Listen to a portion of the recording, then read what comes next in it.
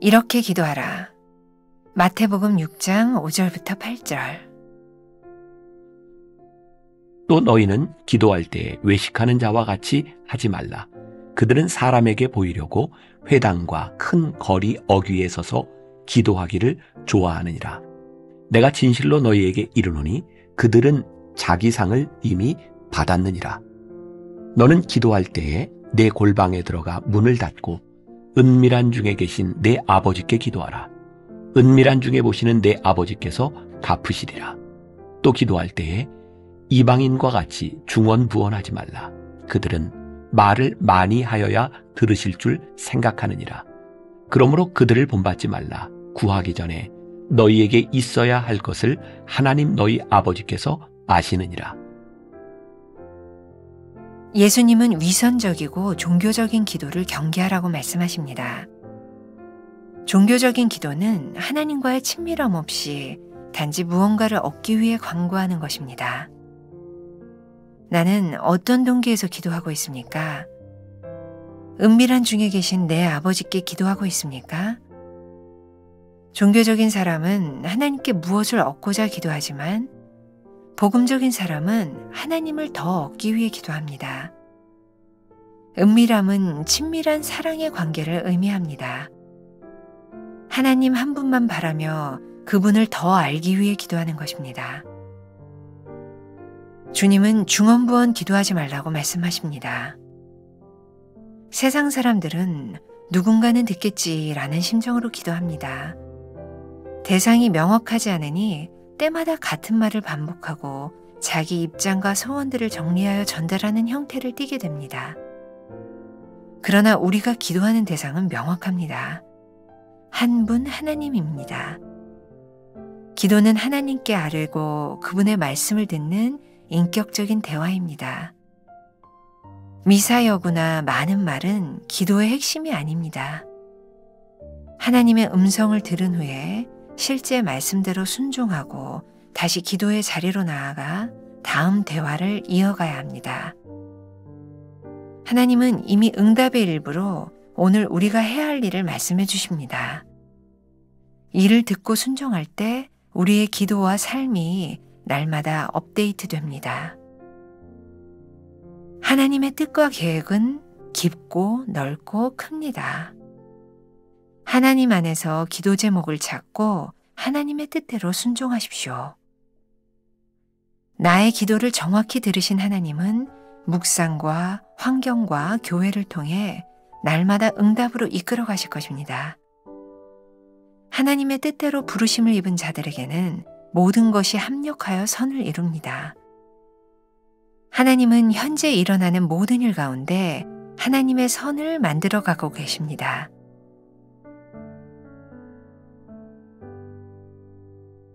나는 어떻게 기도하고 있습니까? 나는 어떤 동기에서 기도하고 있습니까? 들은 음성대로 삶 속에서 순종하고 있습니까? 오늘은 5월 18일입니다. 이렇게 기도하라. 자, 기도는 우리의 믿음 생활과 밀접하게 연관이 되어 있죠.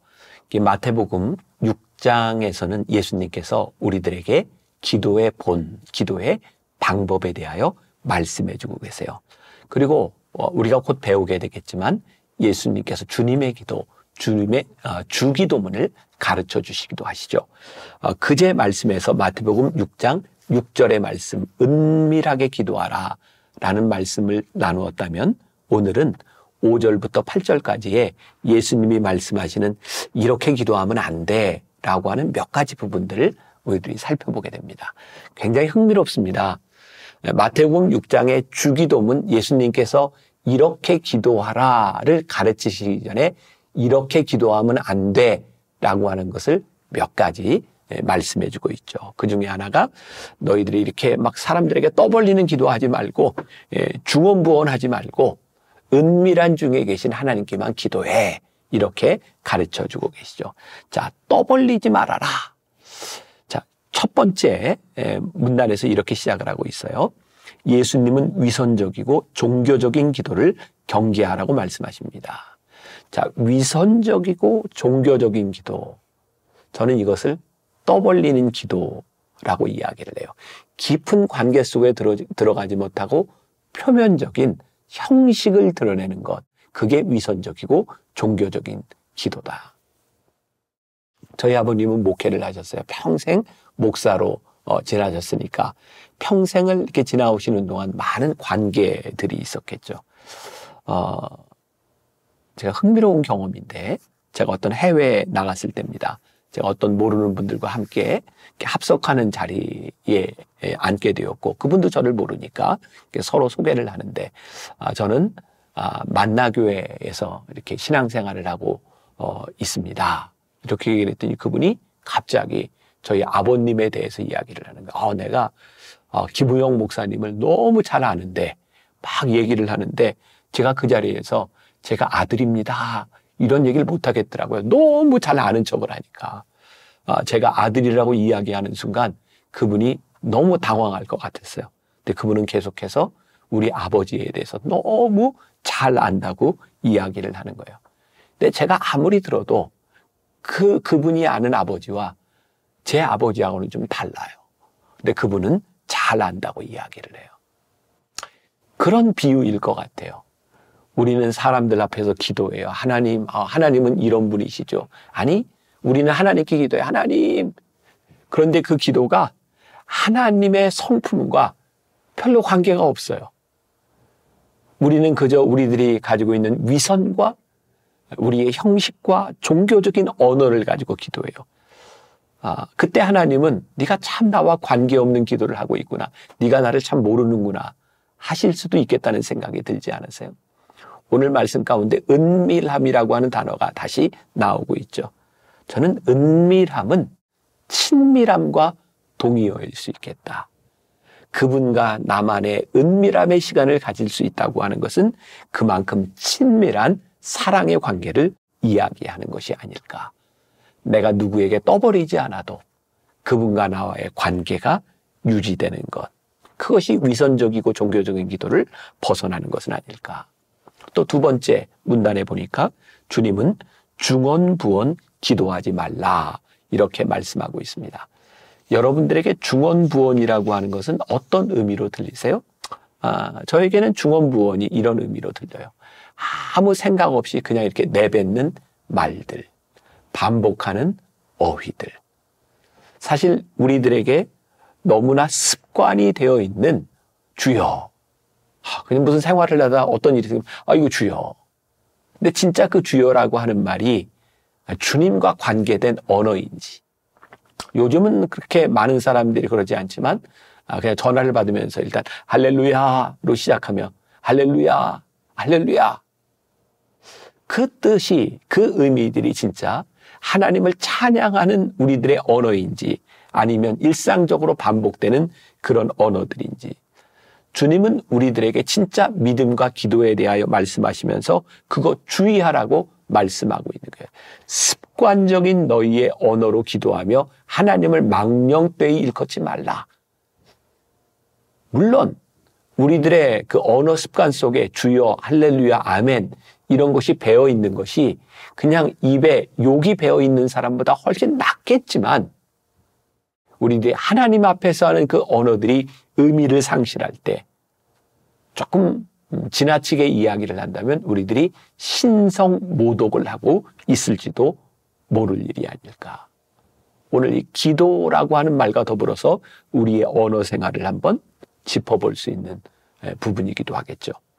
후안 카를로스 오르티즈 목사님의 주님과 동행하십니까? 라는 책에 제가 아주 인상적으로 읽었던 짧은 이야기가 있어서 소개합니다. 한 번은 이 후안 카를로스 오르티즈 목사님이 영국에 있는 링컨 교회에서 예배를 드리게 되었대요. 그 교회의 건물은 길이가 거의 210m나 되는 큰 건물이었고 예배당 중앙에는 오르간이 있었답니다. 예배 의식을 진행하는 성가대와 집전하는 사람들은 모두 멋진 가운을 입고 있었고, 그래서 목사님은 예배를 드리면서 혼자 속으로 이렇게 생각을 했답니다. 이 웅장한 예배실과 이런 멋진 의식, 나도 멋진 기도를 해야지. 그래서 가장 높은 곳에 좌정에 계신 우리 아버지시여, 오늘 아침 우리는 주의 존전에 모였습니다. 그때 주님께서 내면에 이런 말씀을 하셨더래요. 닥쳐라. 우리는 하루 종일 대화를 나누고 오는 사이인데 이제 와서 가장 높은 곳에 좌정에 계신 우리 아버지라고?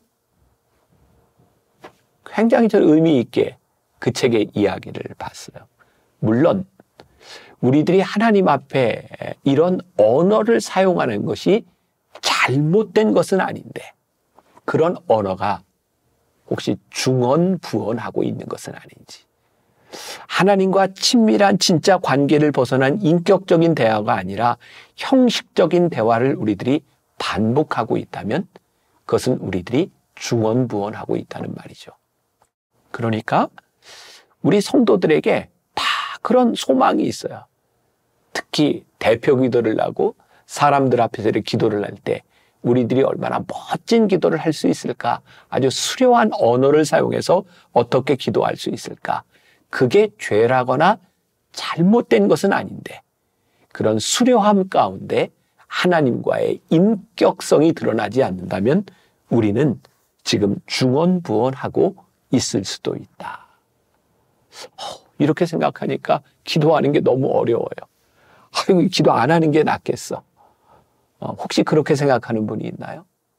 아니요. 우리들이 믿음 생활을 할 때 진짜 우리들이 어떻게 조금이라도 더 진실한 믿음 생활을 할 수 있는지 우리들의 믿음의 진보를 보여야 되는 일이 아닐까요?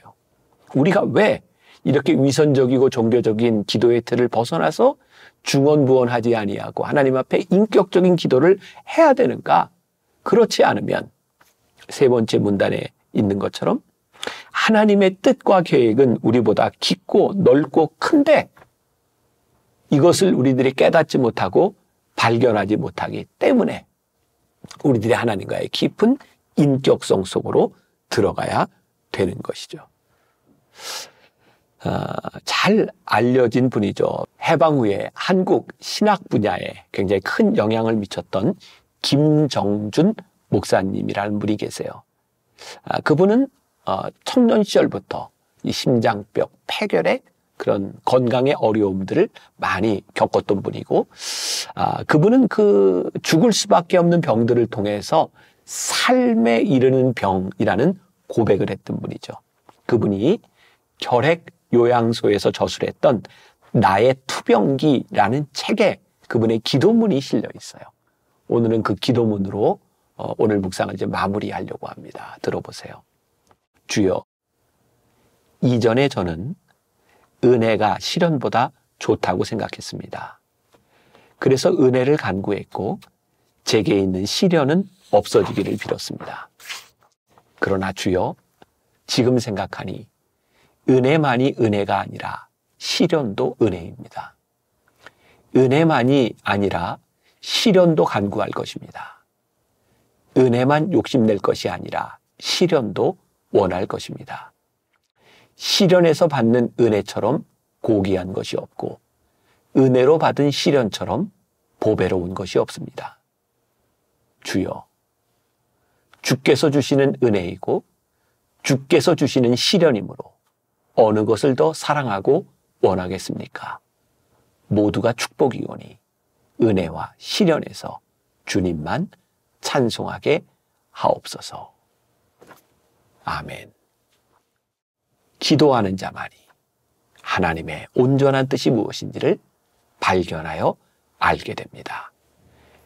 기도하는 자만이 성령께서 자신을 돕고 있음을 느끼게 될 것입니다. 성령의 도우심을 느끼는 자만이 삶의 담대함을 가지게 될 것입니다. 아멘.